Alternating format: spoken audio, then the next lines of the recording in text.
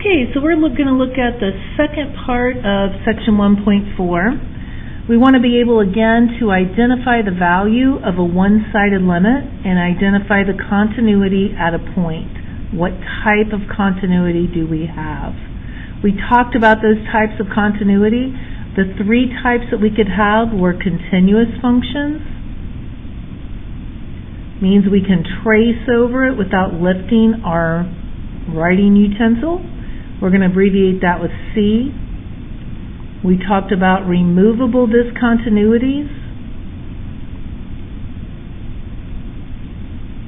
And we said our abbreviation on that is going to be RD for removable discontinuities. The third type we had was a non-removable discontinuity.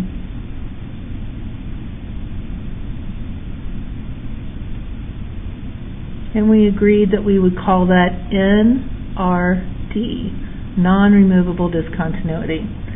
Just so we don't have to write those out over and over. Okay, so what is the first thing you should try when evaluating the limit of f of x as x approaches c? Well, the first thing you should try to do is plug in c for x. That's always number one. So, that's what we're going to try to do on this problem. We're given a piecewise function. So when x is less than 0, we're thinking about x plus 1. If x is in between 0 and 3 inclusive, we're thinking about the parabola x squared plus 1. If x is greater than 3, we're thinking about the linear function y equals x minus 5. So first we're going to do this without graphing, and then I'm just going to remind you of how we could graph it. But our goal is to be able to find limits of piecewise functions without having to graph. So, it says for the following, c equals 0. What is the limit of the function as x approaches c, which is 0, from the left side? Left means less than. So that means we're going to plug in here, because that's the less than side of 0. If I plug 0 in, 0 plus 1 is 1. Now we're going to approach 0 from the right side. Well, that's when our x value is a little bit greater than 0. So we're going to plug in 0 here. 0 squared plus 1 is 1. So now do we have a general limit? Yes, we do. As long as the limit from the left and the limit from the right are the same, then we have a general limit. So it's going to be 1. What is f of 0?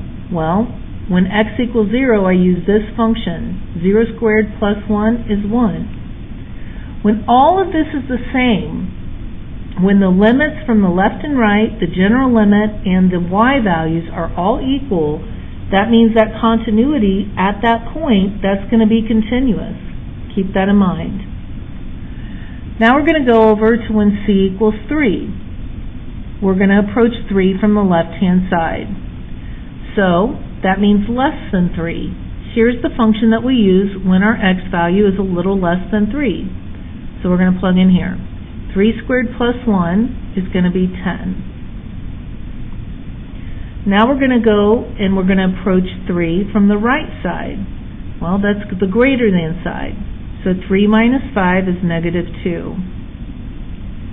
Now we're going to find the general limit. Well, to have a general limit, these two must match, and they don't, so therefore the limit does not exist. F of 4 means we're going to plug 4 in to the function. I would plug 4 into this one.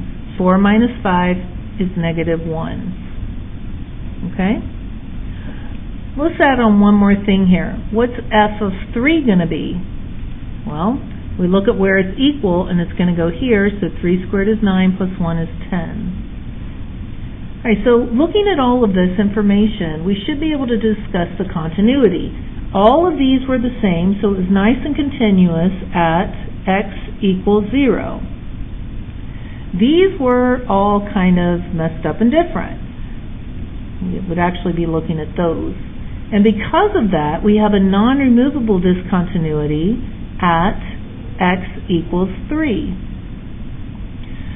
So that's the way it would look. This is from a more abstract way of looking at it. Now I'm going to remind you of how you could have done this graphically too. That would have forced us to graph this. If I plug in 0 here, I get 1.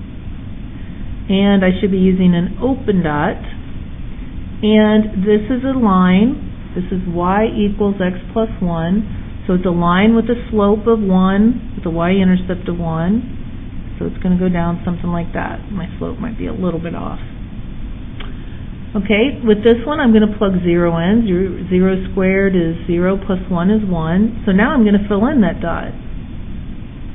And I plug in 3. 3 squared is 9 plus 1 is 10. So at 3 I'm going to be at 10 with a closed dot. Keeping in mind that this would be a parabola, so I should not make it a straight line. I need to make it a little bit curved. Okay, now I go down to this one. I do still plug in 3 for this one. Even though I'm not equal to it, I'm going to have to use an open dot. So when I plug in 3, I get -2, open dot. And if I plug in 4, 4 minus 5 is going to be -1. If I plug in 5, I get 0. So I can see that that's going to be the line. Y equals x minus 5. It has a slope of 1. See if I can do this slope of 1 a little bit better. Goes up kind of like that. And now you can even see how as we go to x equals 0, as I go through there, I can trace that without lifting. However, down here at 3, I cannot draw that whole thing without lifting. I've got this gap. So when we have that gap, that means it's a non-removable discontinuity. Alright, this special function here. When we have this absolute value over the same thing, normally anything divided by itself is always going to be 1. However, this one's always going to be positive, and this one could be negative. So anything divided by itself is 1, but in some cases this could be -1. Here's the way it works. Normally this is always going to be -1 for our parent function. If I have this function here, this is the parent function, and this is how it normally works. It goes -1, and then it jumps up to +1. That's the normal looking graph. If you didn't know that, you could plot a bunch of points, but you could also look at your graphing calculator. And we could put in math num absolute value of x divided by x. Boom 6, and here's the way that it looks. It's not going to show you those open dots though, you just have to know that. In fact, if I do second trace calculate a value when x equals 0, it tells me there's nothing there. There's open dots. So, that's the way our parent function looks. Well, think about what kind of shift this is going to be. If I replace x with x minus 5, that's a shift to the right 5. So all this gets shifted to the right 5. So now it's going to go like this.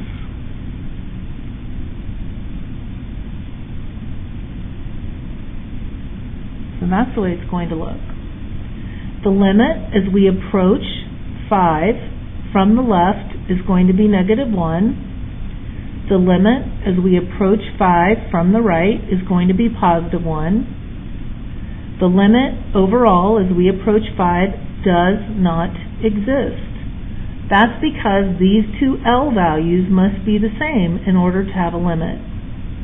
In fact, g of 5, that is undefined. We don't have an answer for it, so we have to say it's undefined. That's a little confusing, but limits are always do not exist when we don't have one, but the y value we say is undefined when we don't have one. Discuss the continuity.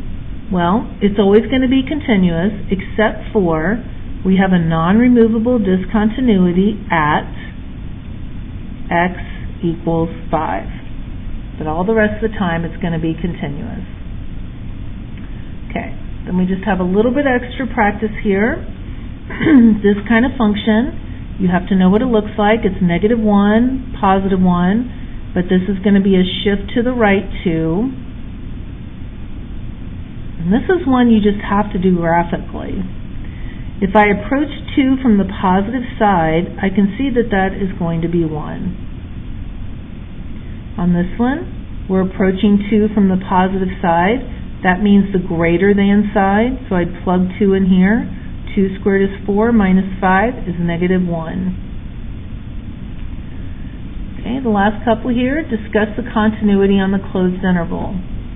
Well, you would have to know what this function looks like. We've done this before, but I don't know if you remember. This is actually a semicircle. If you'd forgotten, you can always use your calculator.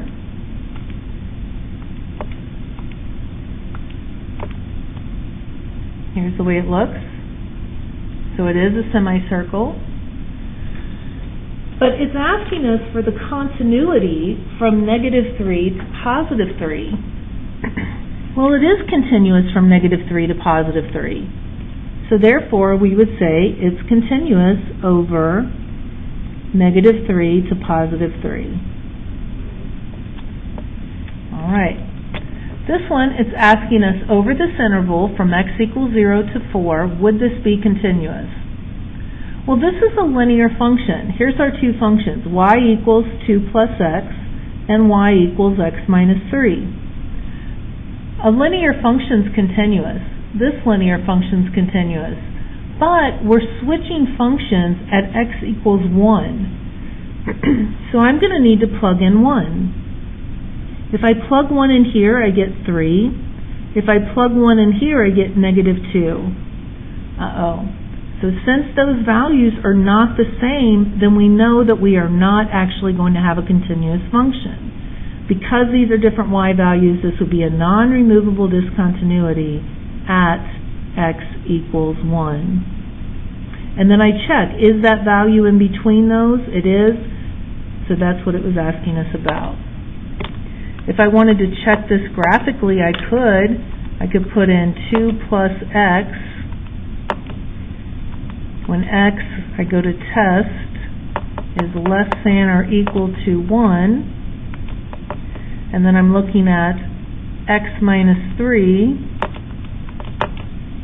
but only when x is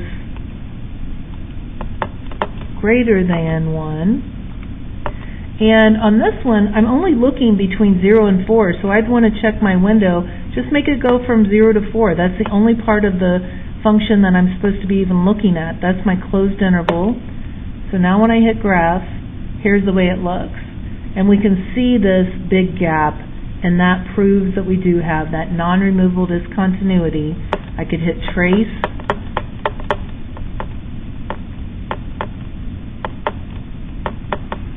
And I can see that as I get closer and closer to 1, see how that value right there at 1, it ceases to exist. Right there we've got that big gap. All right? So those are our types of continuity. Continuous functions, or we could have functions that are continuous but may have a removable discontinuity somewhere, or our functions may have a big gap, which means a non-removable discontinuity.